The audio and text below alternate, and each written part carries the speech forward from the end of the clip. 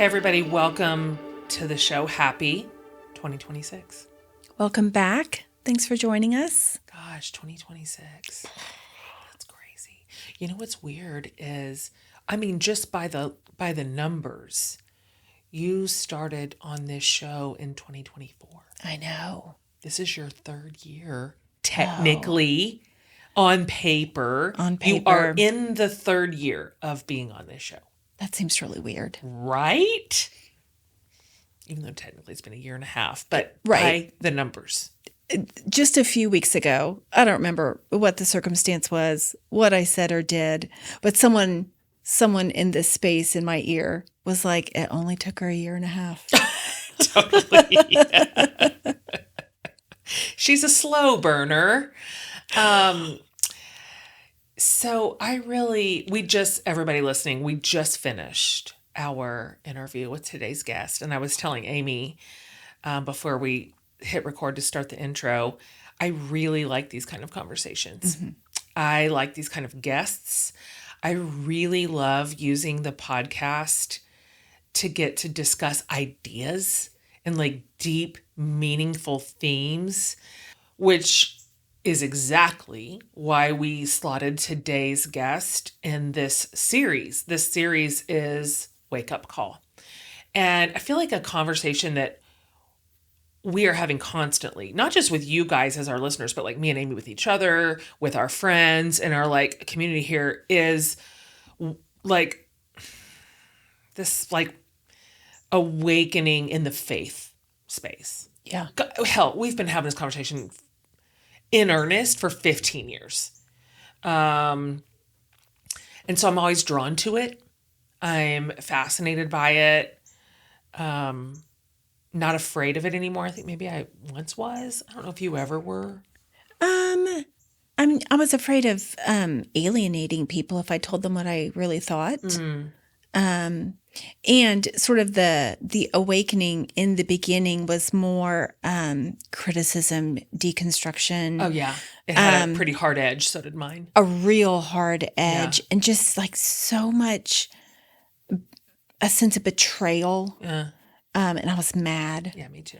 But like on this sort of back half, I don't know if it's the back half or if this is just never the next ending. Phase. Yeah. Right.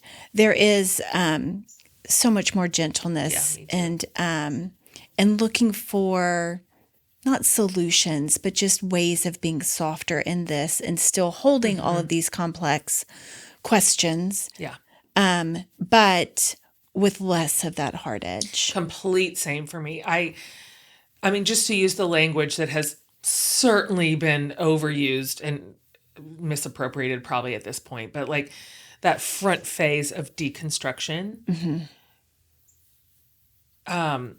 is necessary, by the way. So anybody who's kind of in the earlier season of pushing really hard on your faith and the forms and the structures and the doctrines, I don't know if there's another way around it. I'm not really sure. It's the way most of us went through, which was that kind of razory front edge.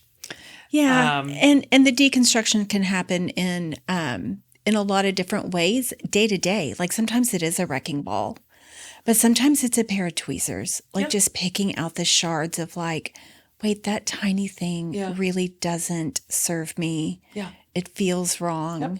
And I think the reconstruction is the same way. Sometimes it's one day realizing this really huge realization about the nature of God. Yeah. And some days it's just those tiny things that you're putting in place with a tweezer. It's so true. I find it all necessary. Yeah. And wherever you are, if you're listening today in that progression, you can maybe just trust you're where you're supposed to be. And there's something about it that naturally unfolds as you keep going. I mean, I remember the day I went, I'm done with Twitter. And Twitter is where I had all my best theological fights. Yeah.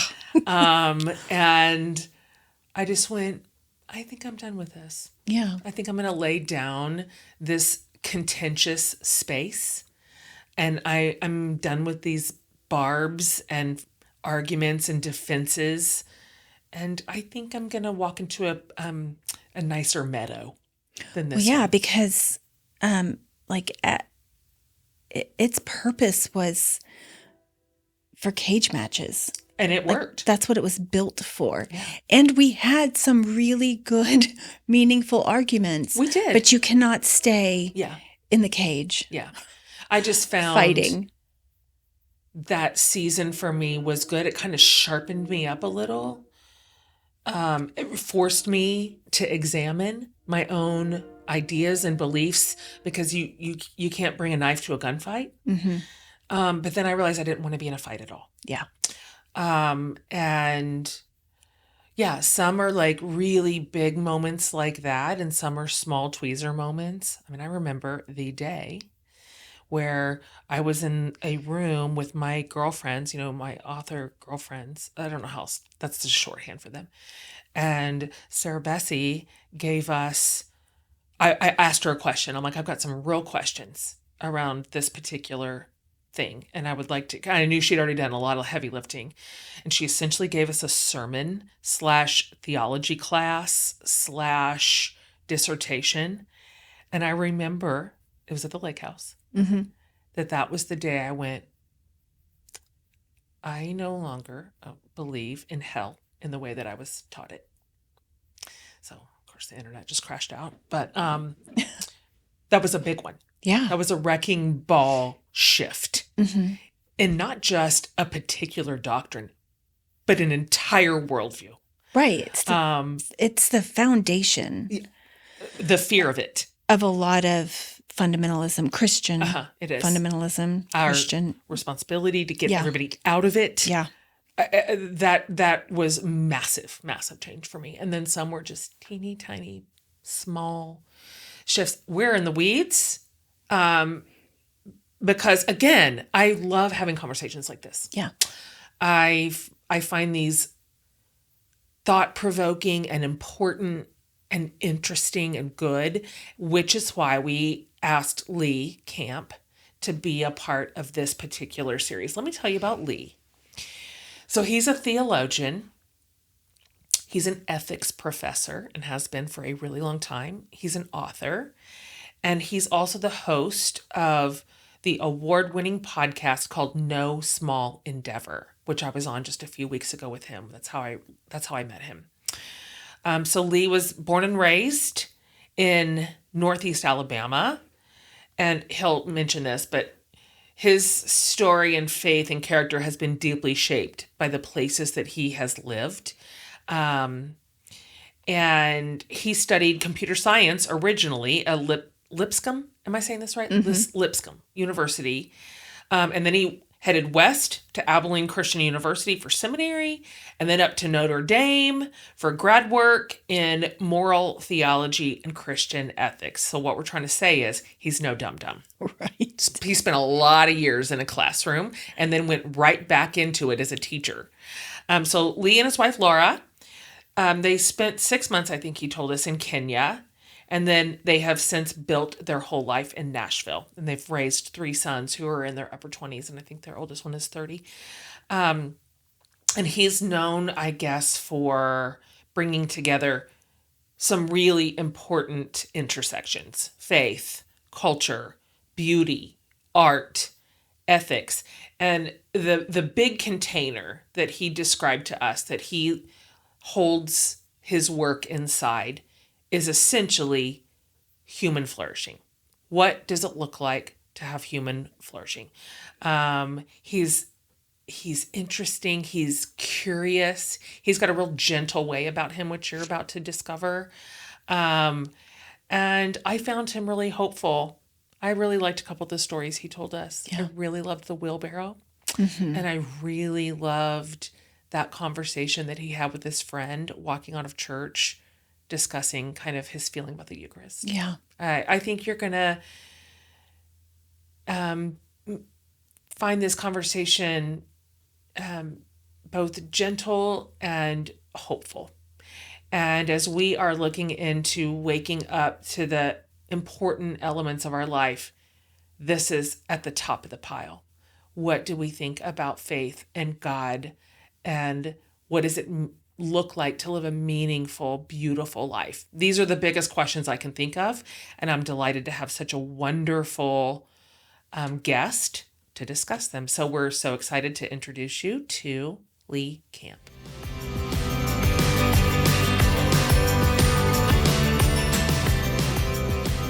I'm delighted to welcome you to the show, Lee. Hi. Hi, Jen. Thank you very much for having me. Amy, thank you Hi. for the invitation. Great to meet you. You and I had a great conversation just a few weeks ago. You have a really wonderful space you've built. I wonder real quick, because I didn't explain exactly what that is to the listeners. Can you kind of talk? Well, let me give a higher level question than that. I wonder if you could give us like the big like Lee Camp story arc. This is my deal. This is who I am. This is my work. And then we'll sort of funnel into some questions we're really excited to talk to you about. Yeah, sure. Yeah, so for my day job for about a quarter of a century was as a professor teaching theology and ethics. And early in that process, I got interested in doing, of all things, variety shows. And we started doing live variety shows. That is a left field sentence. Yes, I know, you're not kidding. But what happened, I mean, two things that happened. One was that, I'd do these brilliant lectures, of course, on War and Peace and poverty and racial justice and so forth. And students would, back in those days, would have, CD playlists, and they'd bring me these playlists and say, hey, have you heard this Woody Guthrie song, this Bob Dylan song, this Switchfoot song? And so I started thinking, okay, how can we do something that brings together good Americana music and these perennial existential moral questions? And so we started doing these variety shows in Nashville with just outstanding. We got very lucky early on with outstanding, top-notch musicians, performers, and so forth in 2008. And then we kept doing that for years. And then in 2020, we started doing a long format interview podcast around questions about human flourishing. And then that led to a public radio deal. And then we got syndicated on public radio. So we're kind of all around the country now on public radio. So all of this is stuff I never imagined I get to do as an academic, and especially someone doing theology. So it's been really fun. And so we ask a lot of questions about what's it mean to our tagline of the show, of No Small Endeavor, is the name of the show.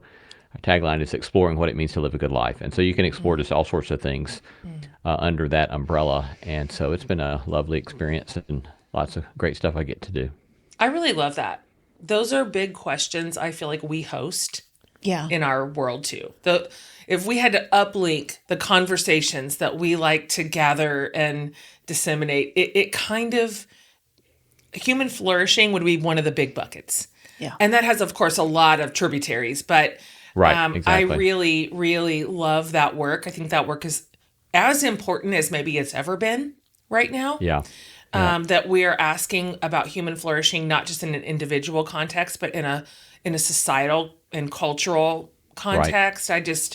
How are you did something offload off your plate, or did you just add indefinitely like we tell our young people not to? Definitely. My work life has always been full, and it still is. However, I was part of an institution that early on helped me get space in my academic commitments to start doing the show, and they treated that as part of my teaching load. And so that was really wonderful. Nice. And made it possible to do this kind of stuff that we couldn't have done otherwise. That's great. Fantastic. And I do love that, like, these sometimes can be really heavy topics, but you found a way to lighten it, balance it with music, like sometimes, with a lightheartedness in between, so we can really like take it in and process it. Before we get started on our questions, I do want to say thank you for a recent episode. On your podcast, you interviewed Munther Isaac. The Palestinian. I've been following that entire Reverend. Yeah. I first found out about him last year because I have a friend who set up her nativity after his viral sermon on Christ in the Rubble. She set up her nativity with like cinder blocks on the manger and a giant QR code. She printed a huge QR code that linked directly to his sermon. Oh, that's so So you could like drive by her house and like scan it. Like, what is that? What's up with, I love that. why is the baby Jesus missing? And you scan it and then go to him. How did you find that conversation with him?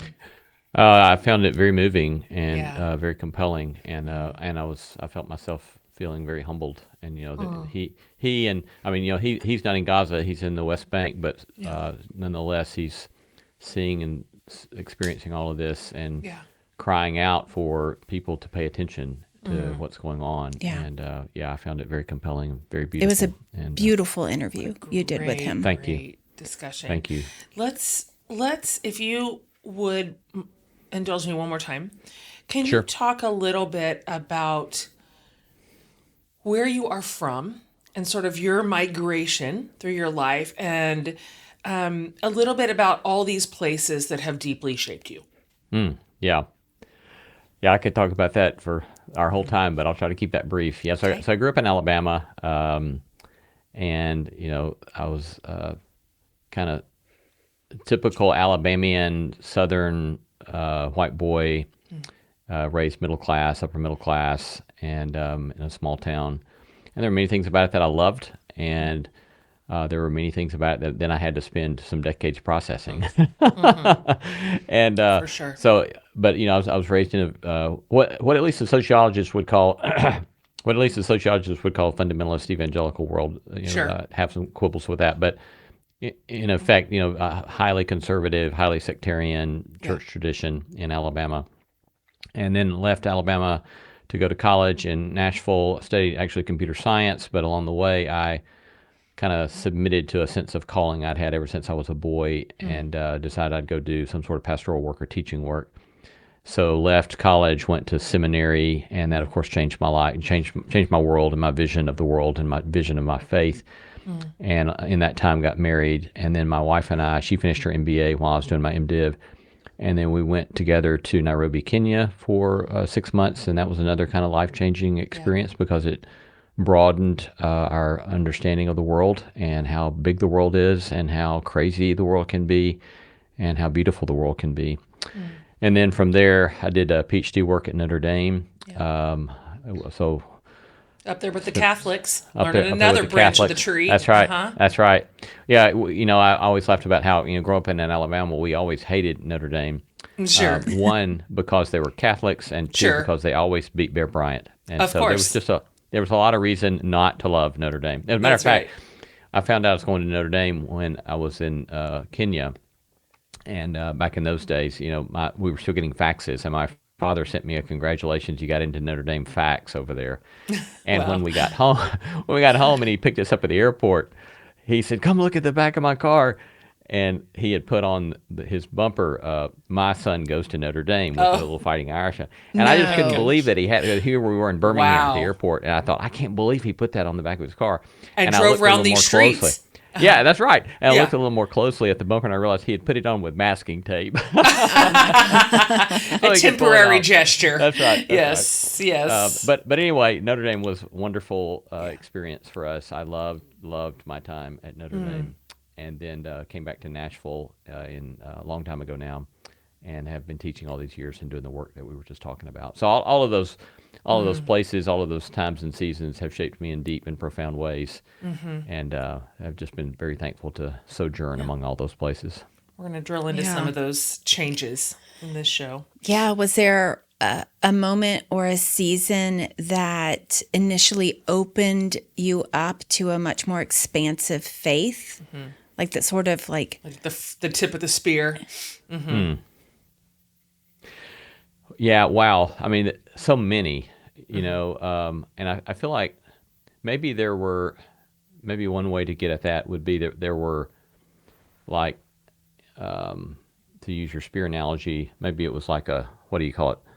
A trident. The two sides of the trident were the intellectual piece and then the emotional, experiential piece. Yeah. That changed me in deep ways. And on the intellectual side, even in my years as an undergrad, I didn't have to work too hard. I had a Greek professor, for example, and then another mentor as an undergrad who both poured a lot into me and very quickly helped me see things differently intellectually. And have a broader vision and a different vision of my faith. And then that just further continued and deepened in my seminary years and my PhD years. On the emotional experiential side, there were certainly, occasions during the seminary years, for example, where I went through this kind of deep time of questioning whether I believed any of this kind of stuff, and felt maybe ready to throw it in, throw the towel in. And then I would go through a number of those kind of occasions through the years. And those a lot of times would be punctuated by having to grapple with my own brokenness and my own powerlessness, not only about myself and in myself, but also with regard to, say, family, with regard to sons. I got 3 beautiful sons. But, it's not for the faint of heart raising children in the world we live in. No. And so there were lots of kind of occasions that continued to deepen and challenge the way I saw my faith and understood myself in the midst of this kind of crazy world. And again, just so many people that I was very thankful for. You've obviously spent your adult life on theology and ethics. I'm curious, and this is just your opinion, but I'd like to hear it. What do you think that people of faith, if I can use that broad of a term, maybe most need to rediscover right now? And I think what I mean by that is not just maybe personally, but I'd like to hear that too, but also as citizens, as neighbors, as community members. What do you think? What would you love to see the conversation be in rooms of faith about what it means to be a person in this world right this second? Yeah.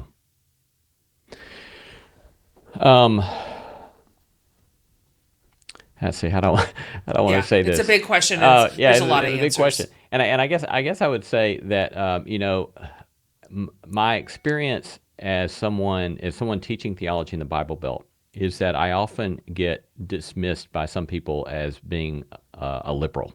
And he's just one more progressive liberal. Sure. But in fact, I'm actually kind of conservative in the sense that I actually think that what Christianity most needs right now is to rediscover the basics of the beautiful story which we claim to believe. And, if say, for example, Walter Brueggemann talked about the paradigmatic story in the Old Testament, which is the Exodus story, right? It's the one story in the Hebrew Bible that is told by the Hebrew Bible the most over and over again, is the Exodus story. So it's like the story in the Old Testament. And when you think about that story, well, what's the story about? Well, it's about a people that were oppressed and enslaved, and a people that were then become refugees and are trying to find a home and trying to find a place. And God speaks in such a way to make it clear that God is on the side of the marginalized, and God is on the side of the oppressed, and God is on the side of the poor. And then he calls his people to try to embody an ethic that says this we were oppressed, we were marginalized, we were poor, and yet we received grace and mercy. And so now we are to practice that kind of justice and that kind of mercy. And that's the basic storyline right there. Right? And then they're anticipating a world in which that kind of reality can become wrought throughout human history.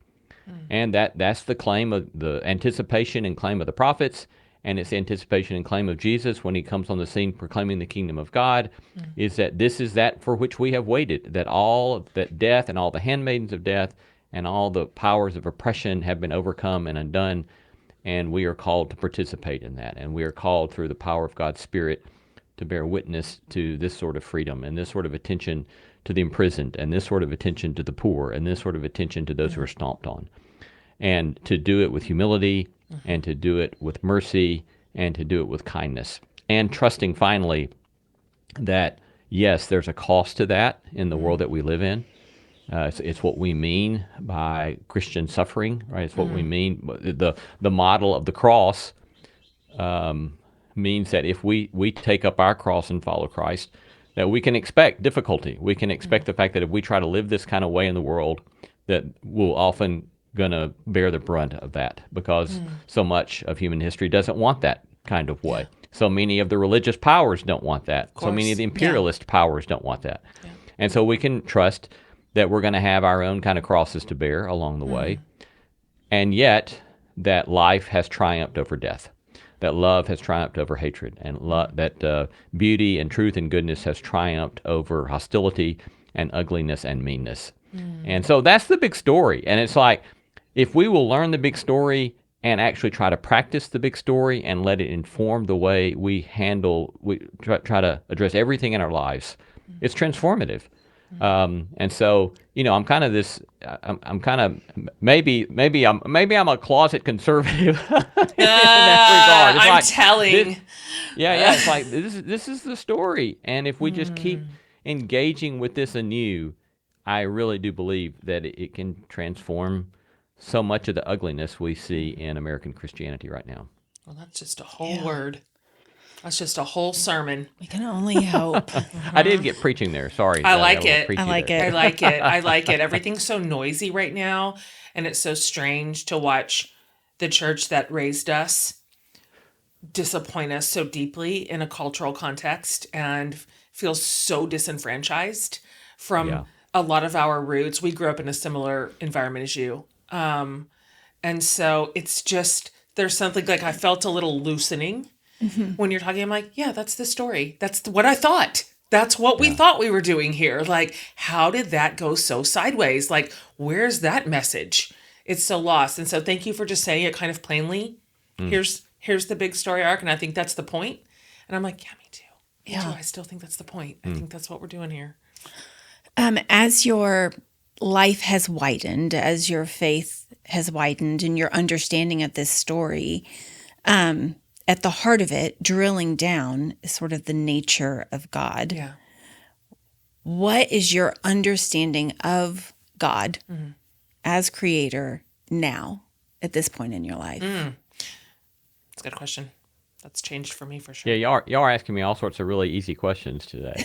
Yeah. We thought, you know what? Why not? Why not? Well, I guess maybe one way to get at approaching that question would just be to say that I've continued to be required to learn so much. So many different ways of trying to approach life, in which I have found some sort of sense of presence, sometimes absence of God, kindness of God, mercies of God. But I think one of the things that is just coming into my mind right now is that I don't know. I'll tell two quick stories. Okay. We're actually as we're taping this, we're on the anniversary of a moment that was a horrific moment in my younger years, in which I was at the time in graduate school, and I was a youth pastor in a church, and there was a family I was very close to, and my wife and I were very close to, and we extended a lot of hospitality to one of the young men in this family.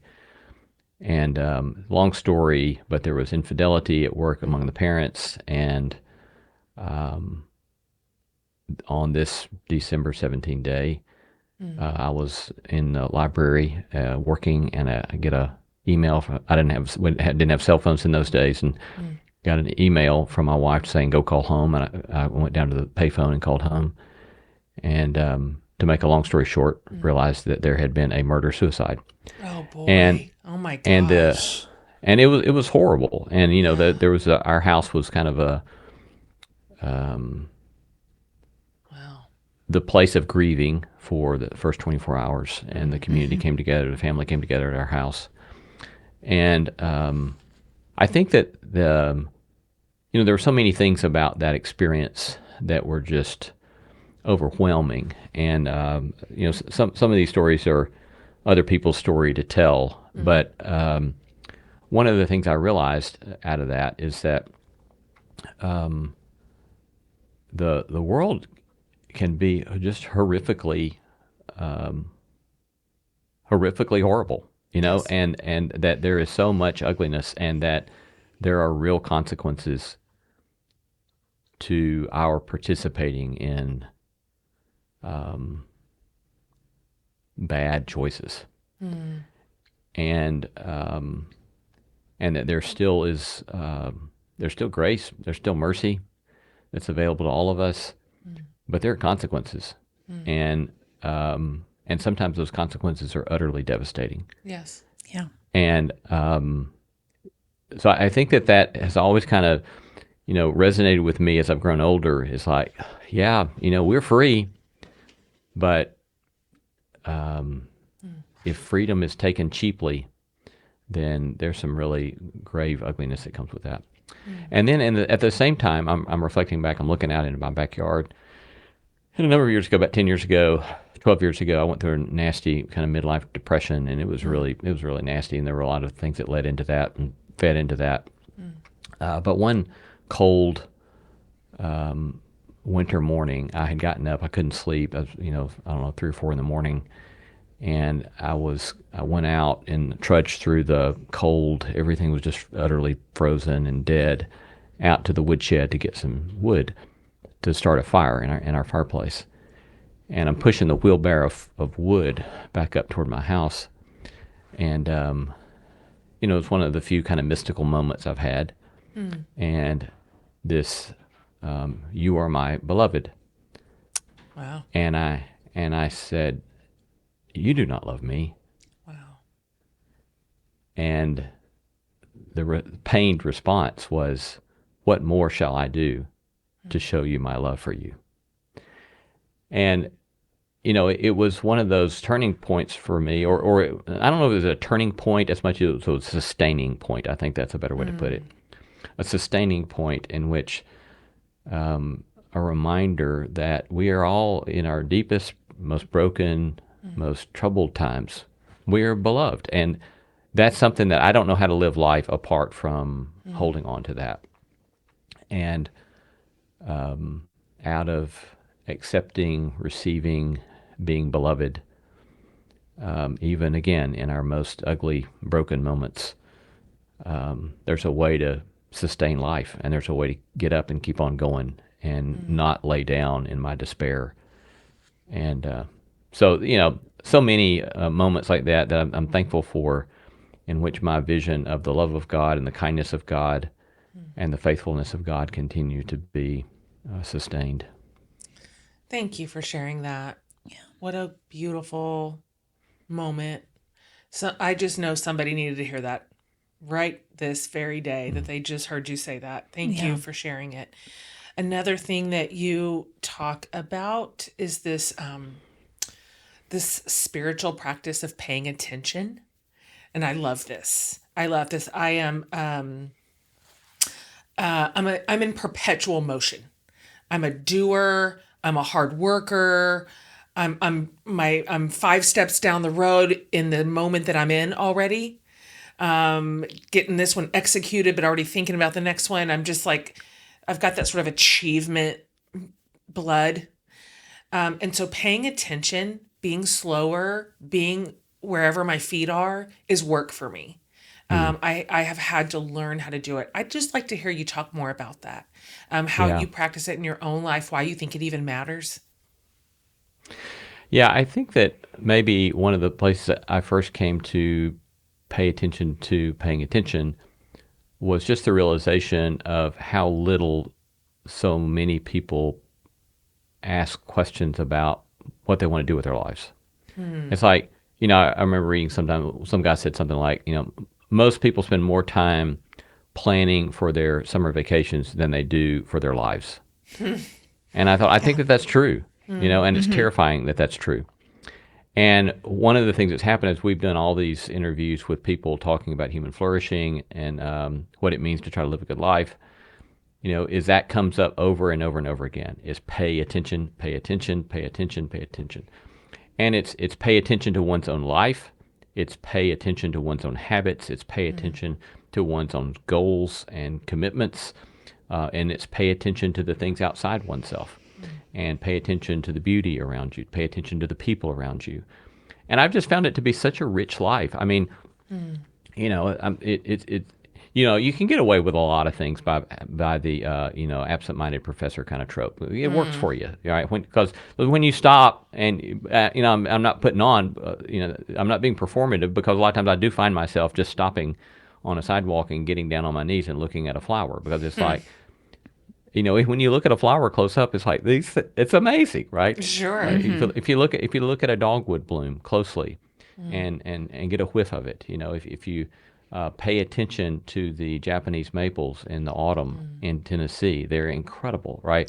And somewhere along the way, I remember I was walking across campus one day, and I saw one of my favorite students, and he had earbuds in, and was intent on listening to something. And so we stopped. He pulled out his earbuds, and we started chatting a minute. And I said, have you noticed all of these cherry trees in bloom? And he said, what? And I said, have you noticed the cherry trees in bloom? And he said, what are you talking about? And I said, look around you. And he looked around, and he said, oh my goodness, this is amazing. Wow. And it's like, that's the way we are, right? We're so distracted, and we get so, and I'm the same way. I'm uber obsessed with productivity. And one of my first seasons of doing therapy, the therapist said to me about my third or fourth time in therapy, he said, you're kind of obsessed with productivity, aren't you? And I was shocked, and I thought, how does he know that? And I asked him, I said, how do you know that? We have not talked about that. And he said, because you're always about 3 to 5 minutes late for every appointment. Interesting. And I said, yes, that's exactly what I'm doing. I always think I can get one more thing done, right? But instead, if I can kind of take space to breathe and pay attention both to myself and to the world around me, I just see all sorts of things I wouldn't see otherwise. And the world is so full. People are so fascinating, and it's, I think, learning to pay attention to people and pay attention to the psychology of the way people work, and the things that we can learn simply by noticing and simply by watching, and not having a lot of times to have any words exchanged. But if we just pay attention, all sorts of things become clear, at least possibilities for understanding people are presented to us. That's good. I just find it a very rich way to live. I struggle from the opposite end of the spectrum, not productivity, not being 3 steps ahead, but getting sucked into my own thoughts and paralyzed, like just running through things over and over and over, trying to plan the rest of my life, trying to figure things out. And the counterpoint to that, what pulls me out is the noticing, like for me specifically nature, but also just like other humans around me, like in the grocery store line, at the stoplight. Like I have to really work hard at it, but it's such it can switch me out of my spiral thinking. Right. In a way nothing else can. Nature, art. I know you have been in a poetry season on your podcast, really digging into that. Why do you think art, nature, poetry end up being a more powerful teacher than argument or certainty for us? We were raised where certainty and apologetics were the engines, the twin engines. And so that's a great question. Yeah. Yeah, I mean, certainty hasn't worked for me since I was 23. So, we used to have this preacher. He used to say, you got to know what you know it's right. Yep, me too. And oh my gosh. It was just a refrain. Do we have the same church? Yes. And so, I remember in one of my seasons of deep questioning in my seminary years, I was in this prayer room, and was thinking about that. And my memory, at least, I don't know if this is really what happened, but my memory is that at some point I said out loud, in the quiet, I said, I can't know any damn thing. And so if you just that's had a little fit, a little personal fit right there. Right? But it's like, if that's what you mean by faith, then that's impossible, right? That's good. And so it just doesn't work for me. And, and so there are a lot better ways to think about life, and the fact is that there is no non-risky approach to life. Every choice we make or refusal to make a choice all entails some sort of risk. And so we all have to measure and weigh, do I want to take a risk of believing, trusting this, or do I want to take a risk of believing and trusting that? Do I want to take a risk on walking this way with my life, or do I want to take a risk on walking that way with my life, or do I want to take a risk on not walking anywhere and just staying exactly where I am? All of those entail risk, right? And so then the question becomes, okay, so how do I think about how to move forward and where to go? And then that requires discernment and wisdom and study and all those sorts of things. So certainty hasn't worked for me for a long time. Now, intellectual argument still works for me at a certain level, because I don't know that you get into academia without trusting that there's still something to be said for very rigorous, rational exposition of things. I believe a lot through my brain. My brain is the front door to a lot of things that I care about. Yeah, right. But to borrow and adapt, somebody else's phrase, we're not just prefrontal cortexes on a stick, right? There is that part of us, and rational argument and all that kind of stuff is crucial to one part of who we are. But we're also more complex than that. And because we're more complex than that, then things like story and beauty and the sacred moments and so forth, these move us very, very deeply. And a lot of times, while a lot of people are never going to get argued into a different way of seeing things, people can be storied into a different way of seeing things. That's good. Yeah. I find that to be true. Yeah, right. And so I think that all of the arts opens people up. I think it disarms people, and that's one of the reasons that I've always loved doing the variety show stuff. Is that when you the music and performance, poetry, storytelling, all of these things disarm people, and they allow us to entertain other possibilities. That's right. And to have our imagination enkindled in such a way so that we can envision new possibilities for our lives individually, or envision new possibilities for our lives communally. And so I just find it so such a powerful way. And I think if we don't step into those kind of spaces, we're kind of truncating our own selves and truncating our own communities. And it's sad to see the way in which, again, as an academic, I'm deeply distressed about the way in which the humanities is now being seen as increasingly as disposable in higher education. Yeah, that's right. And it's idiotic. It's just stupid. Right. And it's so short-sighted, right? Yeah. And you can look even at some of the, the famous management guru, Peter Drucker. He used to talk about the failure of the discipline of management, which is his field, was because business schools did not force their students, require their students to substantively engage the humanities. Because the humanities ask, what is life for? And what is life all about, right? That's what art is doing. That's what literature is doing. It's what theology is doing. It's what is life for? And you can manage stuff much more efficiently, but if you never ask yourself the question, towards what end, then you're getting nowhere faster, or you're getting up the wrong wall faster, right? So Thomas Merton has that old famous line about some people spend their whole life climbing the ladder of success, only to learn at the end of their lives the ladder was leaning against the wrong wall, right? And so that's what Drucker was saying is, we're teaching people to run up the ladder faster. Well, good for us. But we've got to ask, what wall are you putting the ladder on? That's great. Right. And that's what, when people are downplaying the humanities, it's just idiotic, and it's deeply frustrating.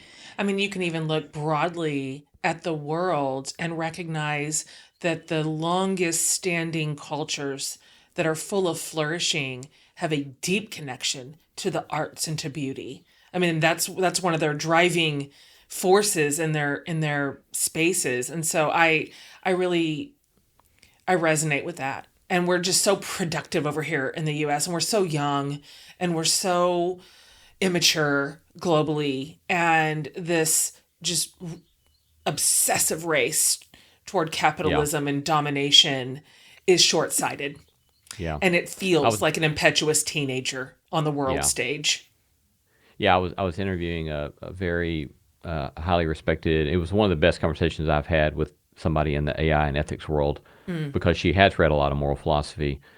And I was telling her, I said, as somebody who does ethics in academia, I said, it just has driven me crazy to talk or read stuff that comes from tech people about tech and ethics, because it's like it seems like they haven't read any moral philosophy from the last 200 or 300 years, and they have these simplistic, naive views. And she said, "Oh, I can assure you, they have not read any of that stuff." And she said, as a matter of fact, a lot of these people don't like to read books at all. And that was so ironic, because we did do an interview with someone who was the lead at one of the tech firms that everybody knows and that everybody's going to use today if you're on a computer. And he was the head of one of the major divisions of this company. And when I asked him, so I said something to him about books, and he said, "Oh, I don't read books. I don't read many books." And it's like, oh no, you've got all of this money and all of this power and all of this capital to put on these projects that you're dreaming up, and you don't want to read books. Wow. And so, it's again, it's that thing about we have to learn to have time and space to ask ourselves the big questions. And if it's always concerned with simply the most efficient, yeah, then that most efficient is an acid that will eat away at our communities, eat away at our own sense of self, eat away at any kind of tradition that sustains us. And there has to be some sort of slower engagement with the big questions. Thank you for saying that. Yeah. I'd like to talk to you about church. I am someone, and I am not rare. I am among millions and millions of people who rebuilt or are rebuilding a spiritual life. As a midlifer, here in the middle of life, and as a grown up with well beyond just the faith of my childhood. And so your idea of church as a practice rather than an institution, I'm drawn to that. I'm curious about that. I have found for the first time in my life, just in the last 5 years, and you and I talked about this, but a dissonance at church. And I was a pastor's daughter, pastor's wife. Church has always been literally the center spoke of my wheel, both in the formation of my faith and then as an adult, by being on staff, a pastor, a pastor's wife, a teacher, a leader, deeply institutionalized. And I find myself adrift right now. And so my question is very vague and broad, and I'm not precisely sure what it is, but I would like to hear your thoughts on the place, the role of church, the complexities of it, how you find yourself inside the very daunting attempt to organize God. And I just find that maybe the hardest thing that we've ever tried to do, and no wonder it has gone so sideways. God is a very difficult presence to organize. Yeah. I'll start right there and just say that woe be to those who try to organize God. Woe be. Woe be. Yeah. However, allow me to. Yeah, I love the question. So let me kind of two things here. One, I'm not opposed to institutions as such, but I want to talk about what the definition of an institution is. Okay. And so, the way I think about an institution is just a community of two or more people with access to a particular set of resources, and they've made a decision about what they are together going to do with the resources and time that they share. And so, your company is an institution. My company is an institution. My educational institutions that I've been a part of are institutions. It's just a community of people with resources, and they've made certain policies and commitments about what they're going to do together. Okay. And so institutions are not only not problematic, institutions are necessary for any sort of social good. And so I kind of think in terms of, okay, is an institution, what's its goals? What's it trying to do? Is it doing it with integrity? Is it actually doing what it says it's doing? And then, of course, there are all sorts of ways in which an institution can lack integrity, can be corrupt, and can be broken, and can do damage instead of the goods that it has set out to do. And so I think that's an interesting kind of way to think about church and institution. Is that, are we really doing what we say that we're seeking to do? And so you're raising the notion about church as a practice. I do think that's a very helpful way to think about church, right? Because an ecclesia is a community that's called together to do shared discernment about how they're going to do life together. And so, to use the word we use for translate ecclesia, a church, at its best, I think a church is a community of people that are trying to discern how they're going to do life together in a way that bears witness to and lives out of the story that they tell, that we talked about earlier. And so for me, that has meant, a community of friendship and discernment around trying to live this story. And I'm deeply grateful that these days I'm in I've been in highly unhealthy church contexts, and I have been in relatively healthy contexts. And these days I'm grateful to be in a relatively healthy context. There are all sorts of things about it that if I were given the way to snap the magic wand, then I would change certain things about it. But I think it's a relatively healthy community that I get to be a part of, in which I have deep friendships, and people, a number of people know my deepest crap, and I know theirs, and we love each other, and we keep walking alongside each other, and we try to live out this story, and I on occasion find myself deeply moved as we, participate in the sacraments or participate in prayers of the people. And, sometime in the last couple of months, I found myself deeply moved at the Eucharist. And as I was walking out that morning with a friend, I said, I deeply understand why a lot of people just can't believe all this stuff. And I said, but for me, the story at its best is so beautiful that I don't know why everybody doesn't want to believe it, even if they can't believe it. That's good. And so for me, it's this place of can we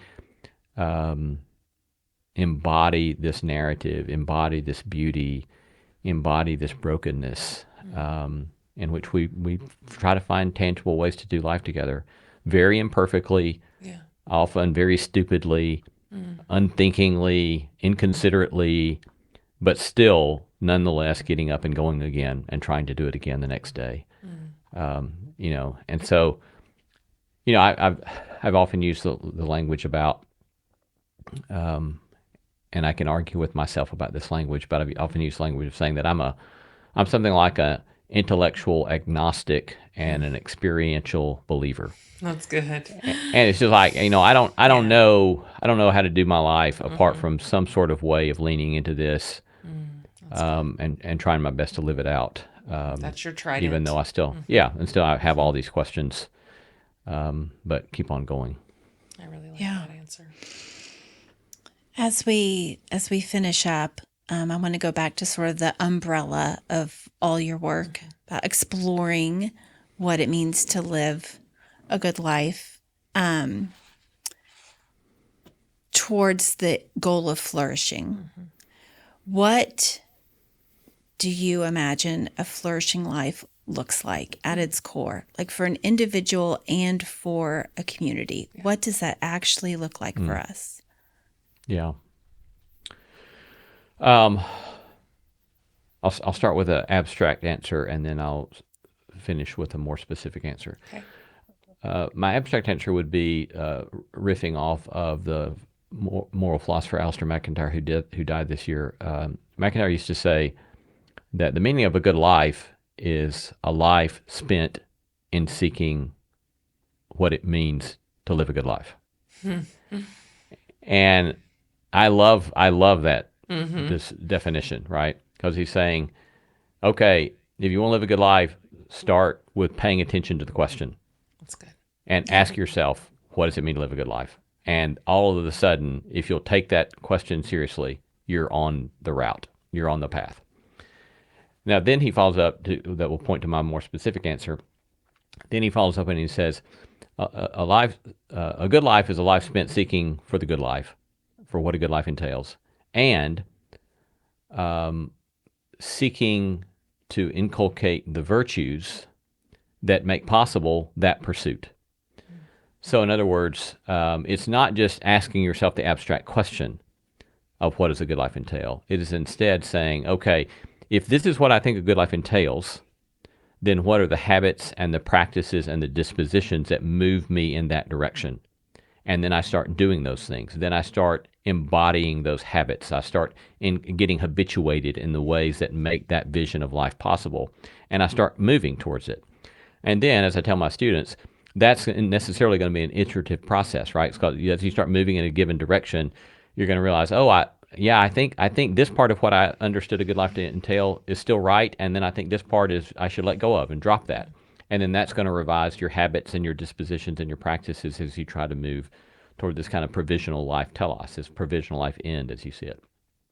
And then most specifically, I would say, I've continued to focus on what the practices that Aristotle and then Aquinas in the Christian tradition, in playing off of Aristotle, has said are central practices to a flourishing life. And they're the cardinal virtues: courage, prudence, temperance, and justice.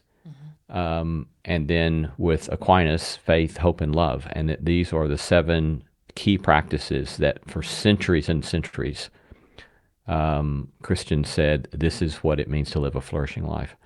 And again, the last kind of commentary on this is that, we all have to make a decision about what we think, some sort of theoretical presumption about happiness. And one of the things that I've said a lot in recent years is happiness is not only a perfectly legitimate thing to pursue, it is what you ought to pursue. But then the question becomes, okay, well, how do you define it? What do you mean by happiness? And here you have at least 2 big options. The first big option to define happiness is to see it as some sort of simple experience of pleasure. But another kind of way that much of moral philosophy has defined happiness is that that happiness is that which accompanies growth in goodness. And we don't mean that by this kind of moralistic finger-wagging goodness. We mean things like courage, prudence, temperance, and justice, faith, hope, and love. And so, if I'm a coward in whatever part of my life, I can't make much progress in flourishing and happiness if I'm a coward. If I am intemperate in whatever of my desires, I'm not going to make much progress at being happy. Or, so there's a sort of way in which growth in goodness in terms of the virtues makes possible a deep happiness that I would never know otherwise. And so I think it's all of these sorts of beautiful tumbling over of these practices while we try to make our way toward a vision of good life. To ask the question, what does a good life mean? Then to practice the virtues that help move us in that direction, and then iterate as we learn and continue getting up and going again the next day and continuing to strive towards that. Makes for a pretty adventuresome life and a pretty wonderful life. And your example? You said I'm going to talk sort of philosophically, and then I'm going to give you. Well, yeah. So I think the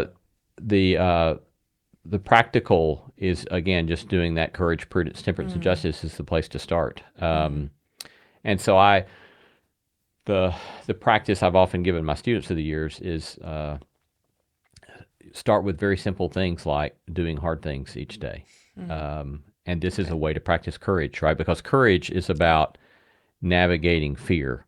Yeah. And when you learn to navigate things that are going to, are going to make you uncomfortable, you're habituating yourself into this, right? So Aristotle says, for example, one becomes courageous by doing courageous deeds. You cannot think yourself into it. You only act yourself into it. You habituate yourself into it.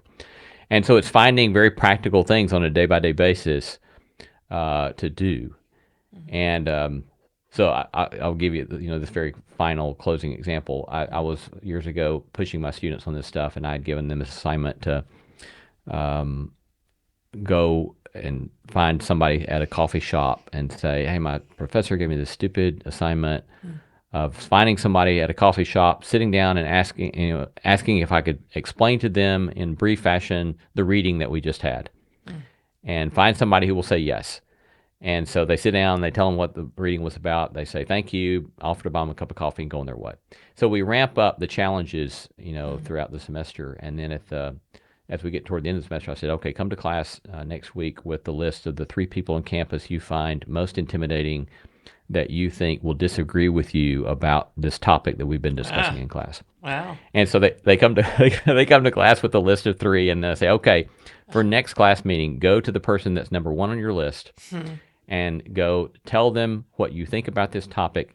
And then when they reply, if you disagree with them, you just say, I think you're wrong, but thanks, and walk away. Wow. And how'd they do? Well, they were terrified. They were understandably terrified.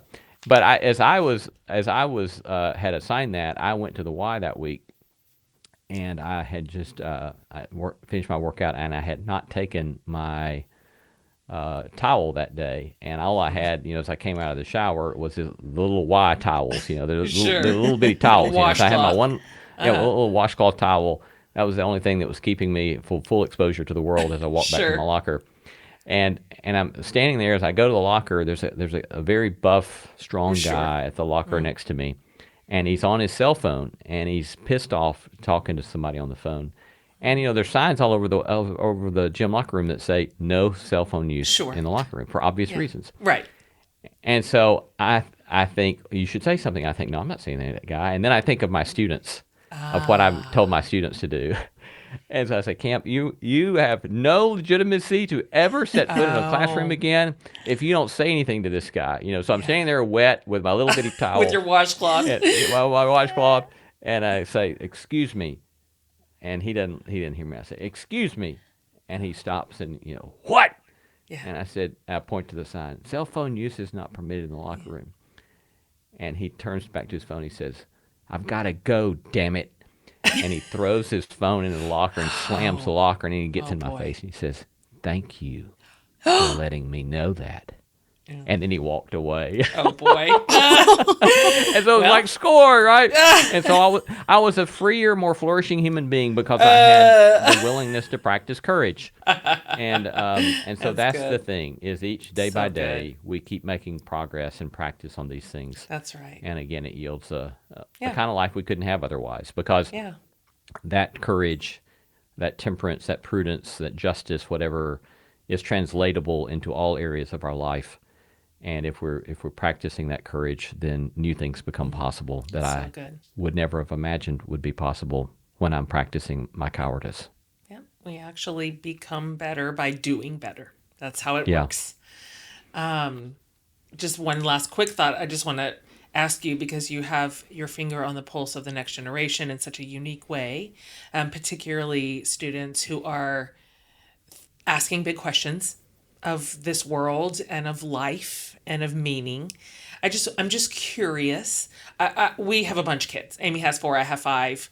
Almost all my kids as of next month are in their 20s. So I've got that age group in my world a lot. There's so many of them. How do you find the young people right now? What do you think?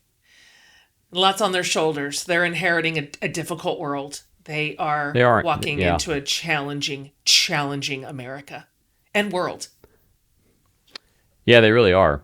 It's a challenging time to be a young person. And I have 3 sons, as I noted. They're 30, 28, and 25. And, they just have to deal with and navigate things that I didn't have to navigate with when I was that age. Didn't even exist. The world was much simpler.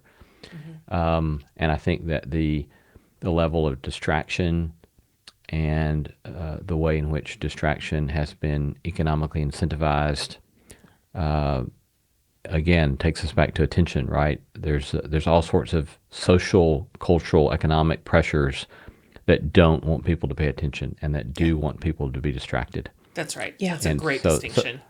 So that's one of the things I keep. I don't use a cell phone, and I don't have a cell phone.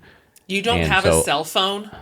No, I don't. Wow. But it's not. He's the first person we've ever met in our. But it's not because I'm virtuous. I mean, it's because my phone. I had this nice when iPhone 7s were like the new big thing. I had one of those. iPhone 7s. And I broke it, and I couldn't get it fixed until I tried 3 times to get the thing fixed, and so finally it'd been a month, and I thought, I think I'm just going to try this. And so it's now been 8 years, and so wow. So, but when I talk to students about how distracted they are, and how I'll tell them sometimes. I said, look, guys, when I walk across campus, I oftentimes find myself counting how many of you are walking around with your face in the phone. Totally. And I said, it's generally speaking, is about 9 out of 10 of you totally are looking at your phone as you're walking across campus. And I said, look, this place is full of amazing, intelligent, wonderful human beings all around you. Your classmates and your teachers and your professors and your staff members around here are a wonderful community, and you're wasting the opportunity to connect with those people because of the damn phone. But I know I have to watch it because I can get in my tone of where I can get on the edge of being shaming. And so I try to step back and say, I'm not wanting to shame you. I'm pissed off that we have handed you a world that makes this seem so right. But I just want you to hear it's not good for you, and it's not good for us. And lean into trying to pay attention, lean into not being so distracted, so that you can ask yourself the question, what does it mean to live a good life? And then new possibilities can arise from there. I like that. I see them. A couple of, really honestly, almost all of my kids are actually more temperate on social media than I am. My 25-year-old's taken it off her phone. The rest of them virtually never put anything up on there. And I go, something about them is already course correcting what feels absolutely immoderate to them. And they're correct. So I find them largely a very hopeful generation. I have a lot of hope in them. I have a lot of faith in them. I think they're interesting and smart. I think they are engaging the world in ways that I never did at their age. And so, a lot of ink is spilled about their deficiencies, but that's not my experience with them. I look at them and go, guys, I'm really sorry to hand you this particular baton. I hope you do better than we did. Try to fix some of the stuff we've broken. So I'm delighted to have you on the show. I feel like I could talk to you for hours. I really appreciate everything that you've shared with us, like both philosophically and also personally. And, this is an endlessly fascinating conversation for me. And so thanks for being willing to have it on the show for sure. If you wouldn't mind, speaking of, let's redirect people right back to the phones in their hands. Can you tell our listeners the best places to sort of find you and listen to you and learn from you and your show, all of it? Yes, yeah. Our website is nosmallendeavor.com, and our podcast by the very same name, No Small Endeavor, is available wherever you listen to podcasts. Yep. And we'd love for folks to come join us. We have also just started a new recent additional podcast called The Subtext, which is a really fun experiment where my co-host is a young woman in her 30s. She's well trained in theology. And she loves pop culture stuff, and so the premise of the show is that we come in. I'm the one without the cell phone who doesn't know anything about the world, Yeah. And so she brings in some pop culture thing, and then we talk about it from a theological, moral, philosophical perspective. Oh, I love that. It's been super fun. Savannah Locke is the co-host name, and so that's The Subtext. You can listen to that as well wherever. Amazing. I love her. I know her through the account All the Buried Women. Yes, yeah, she was the co-host on All the Buried Women. That's right. Yeah. And Savannah's done a lot of great work, and so it's been really fun to do this project with her. So No Small Endeavor and The Subtext. Great. We'll round those up for our listeners for sure. All right, Lee, good to see you. You're welcome back anytime. Thank you very much, Amy, Jen. Great to be with you. And it's a great conversation. Same. Thank you very much.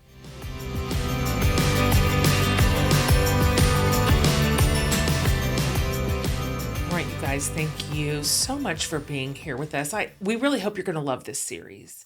This is Big Idea series. This is us going, let's push into what it means to live a full life. I really, really appreciated the time that Lee spent on this idea of distraction versus connection, versus engagement, versus paying attention, because I think a lot of us would even say, I'm so focused on my phone or the internet. I'm too focused. I think a lot of us say, but we're not actually focused. We're just distracted. Yes. It's not as if we are paying too much attention to the internet or whatever. We're just too distracted by the internet. Attention really is something we have forfeited. And so I'm going to think about that. I'm going to think about that the rest of the day. And all that I am giving up when I spend so much time with my eyeballs looking at my phone. And I do. Yeah, same. I really do. And after our previous series and, all of our discussions about what it takes to wake up, like becoming awake, the awakening process, yeah. like that is hard work and it's important work. But once you do that, like the next step is now what? And I don't think numbing out with our phone is the next step. Yeah, agree. After an awakening. Yeah, I don't want that. No. And I feel the rot in my bones. And yet there I am still looking. Yeah, because all of that whole process, all the work that you do is hard and you're tired. Yeah. And you're vulnerable and you have all these exposed nerves. And it sure is easy to just numb out after that. It but sure is. I don't think that is what we're meant to do. I agree. And I think those are the big conversations that we're really interested in having for this series. So don't miss any of it. And the best way to miss none of it is to subscribe to this show, which will take you no more than 10 seconds. So just wherever you listen to podcasts, when you pull this show up for the love, you just, depending on your platform, you either just hit follow or add or the little plus button. And that's it. That means it's going to automatically fill into your podcast library on that app and you'll never miss an episode. You can scroll back and see, what did I miss? And we have a lot of hopes for 2026 for this show, for the kind of guests we want to have and the conversations we want to host and the experience we want you to have. And so make this the year that you're like, fine, I'll follow the show, damn it. Also, review it or rate it, because we pay attention to what you say and we really appreciate that. And that's good for all podcasts, but it helps us know more about what you love. Speaking of, you can always leave a message for us over at jenhatmaker.com under the podcast tab. First of all of our episodes will be over there and the show notes and the links, but you can also leave a message. There's a send voicemail button. And if you want to tell us anything at all about something you've heard here, something you'd like to hear here, whatever you want to say, we listen to all of those and we really appreciate your feedback. So that's it, you guys. We're happy to start this new year with you and we'll see you next week. Thank y'all.